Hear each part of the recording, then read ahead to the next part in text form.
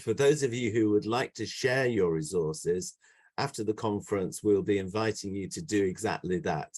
And so the information coming out after the conference, we will sort out a way where we can share those resources between one another, and you can let us know that you've got them and you want to share. So I'll say thank you to Sam for the moment. Sam is going to come back on our panel discussion later on, so you've not heard the last from Sam. But that is one major project which has taken place. As you can see, you know, the community has benefited, as well as their drive to be able to deliver Judaism education to the wider community.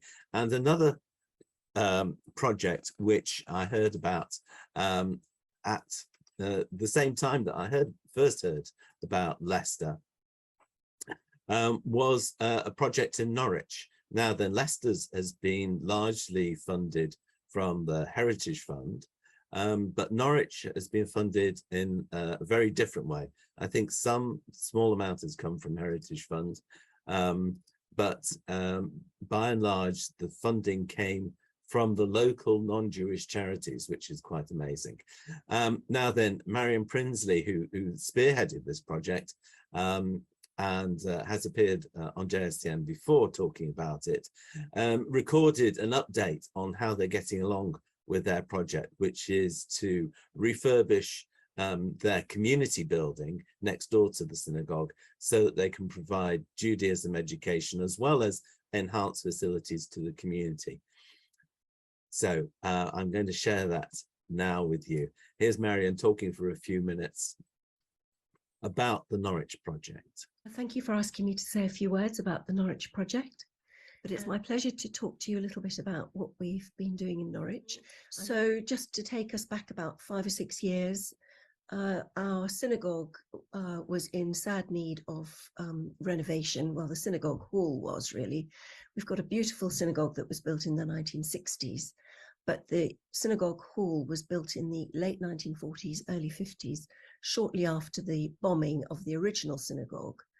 And that synagogue hall wasn't really fit for purpose. We didn't have suitable toilets. There were no disabled facilities. The wiring was very dangerous. So together with our treasurer at the time, I embarked on a fundraising project, and we went out to funders from 2016 onwards. And we fundraised for about 1.5 years, and then very sadly, our treasurer, he died very suddenly and unexpectedly. And that set us back because the community was reeling from his death. We're a tiny community, as you know. Took us about 1 year, I would say, to sort of get the ball rolling again on fundraising. And I fundraised for about another year, and then the pandemic struck. We were quite a long way through the fundraising, and I carried on fundraising even under the lockdown conditions. And we were very close to getting the project started. We'd had everything costed. We'd got builders, architects' plans, and all the rest of it. We were about £40,000 short, but we had to press go on the project because the builders were ready to go, and we had the sense of rising prices because of the pandemic. On the first night of Hanukkah 2020, the final check for £40,000 arrived, and I was able to sleep easy. Anyway, we started the project in the November, and we completed it in May of 2021. We completely, refurbished the old building, put in brand new loos. We reconfigured the whole building so that we had better space and better access for disabled people. We took away all stairs, and the whole place is now completely flat and accessible. And we've got a beautiful patio area outside, which is well used by the community, actually. So we reopened the building in about May or June of last year, just as the world was coming back to life, really. And one of the ideas that we'd had when we undertook the renovation was to establish a Jewish Heritage Centre in the city of Norwich. As you know, Norwich has an ancient and very complicated history in the country. We are the city of the first blood libel in England. So in 1144, a Christian boy is said to have been killed and the Jews were blamed. Actually, there's no evidence that a Christian boy was actually killed, and there's certainly no evidence that the Jews had any involvement in that anyway. But and Jonathan Friedland refers to this as the original fake news in one of his long view programs. So we need to grapple with this complicated history, and what we've been doing over the course of the last year, I suppose, just under a year, is rather than just going out to funders to fund a heritage project, we felt it would be a good idea to work with some of the other major players in the city to have something homegrown rather than bringing in an expert and deciding what we should display. We've been liaising with the Norfolk County Archive and their Community Heritage Project, and we've got an advisor from there who's been working with us. And she also works at the Norwich Castle Museum, which is undergoing a renovation project itself. And they will be having a display of the medieval history of Norwich, a very small display because I don't think they've got much room. But they've been liaising both with our community and with the liberal community to work out how and what to display. One of the things they're going to be doing is having recordings of the poetry of Marian of Norwich, which some of you may have heard about. Marian of Norwich was a poet who wrote just after the Jews had been expelled from England in 1290. He was one of the Jews who'd been expelled from Norwich and who was on the continent writing about this ancient city of Norwich, where the Jews had been so badly treated. And he refers to things that happened in Norwich during the expulsion. Very, very graphic and upsetting poetry. The actual manuscript lives in the Vatican. But what the Castle Museum are going to be doing is having our minister and the liberal rabbi recording sections of that poetry as a sort of audio-visual thing. And then they've got a cabinet of not exactly artifacts. There aren't many artifacts, but one or two things that they're going to be talking about, shards of pottery and stuff. Because we have got evidence of synagogues going back 400 years, 350 to 400 years. So within the synagogue project, what we're doing is we're liaising with the Castle Museum, the County Record Office, the University of East Anglia History Department, the University of East Anglia Communities Department, and the Norwich University of the Arts, in order to try and establish what it is that we want to have in the synagogue as our heritage project. And we'll then be in a position to look directly for funders. Well, we are already looking for funders, but we haven't gone out. We haven't started a proper fundraising project for it. But that will be what our next aim is. And then within the synagogue, you should be able to come, and there should be some displays about the ancient Jewish history, as well as the much more recent Jewish history since the return of the Jews to this county in the 1700s.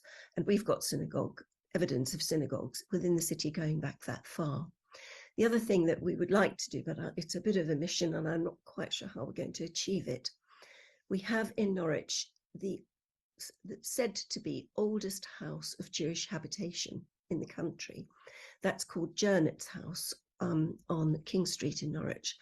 That house was inhabited by Isaac Jernet, otherwise known as Jernet the Jew, in the 1100s. And he was one of the financiers of the building of the Norwich Cathedral, as well as the Norwich Castle.